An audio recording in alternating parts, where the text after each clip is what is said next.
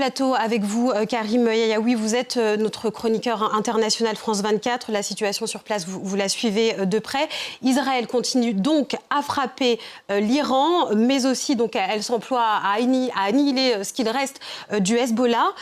Israël peut-elle se battre sur les deux fronts ?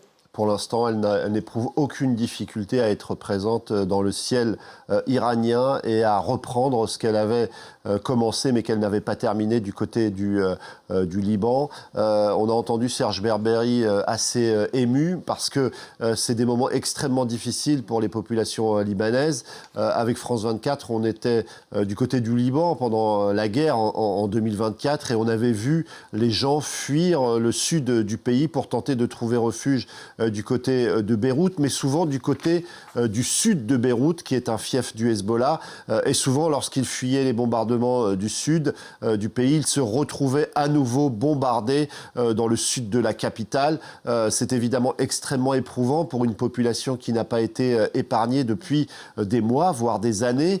Et aujourd'hui, la reprise de cette offensive avec une plus grande intensité par les Israéliens est quelque chose d'extrêmement difficile à vivre pour la population libanaise.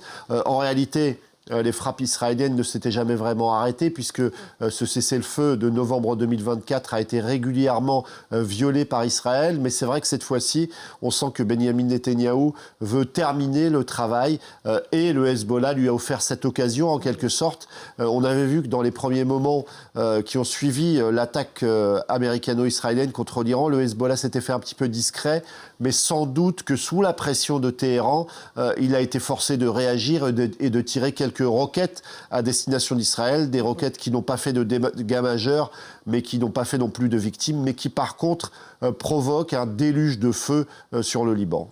Vous évoquez donc Israël et sa campagne militaire. On va s'intéresser à celle menée par Donald Trump. Il promet donc d'intensifier sa campagne militaire.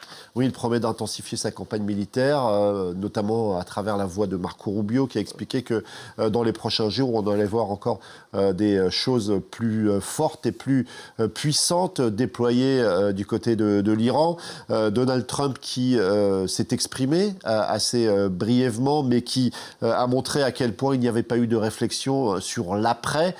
Il s'est contenté de se satisfaire avec ce bilan.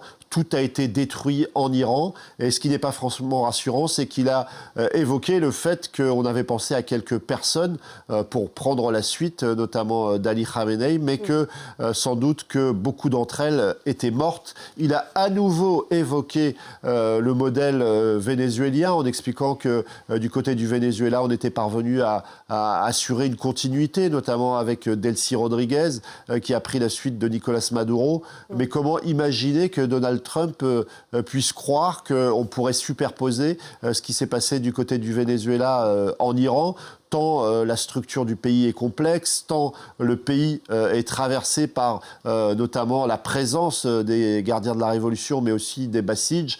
Et donc c'est tout simplement impossible d'imaginer qu'on pourrait reproduire ce schéma. En tout cas, les Américains ne sont pas forcément convaincus, même s'il y a un léger mieux dans les sondages en matière de soutien à cette campagne militaire. Il y a quelques jours, on parlait de 20 à 25% des Américains qui approuvaient le choix de Donald Trump. Aujourd'hui, c'est une quarantaine de pourcents, mais ça veut tout de même dire que 6 Américains sur 10 sont hostiles à cette opération militaire.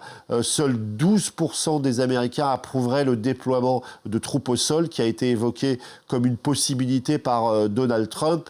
En tout cas, beaucoup d'Américains font le constat qu'il ne faut pas forcément se faire d'illusions. Ça risque de durer plus longtemps que ce que Donald Trump annonce. Merci.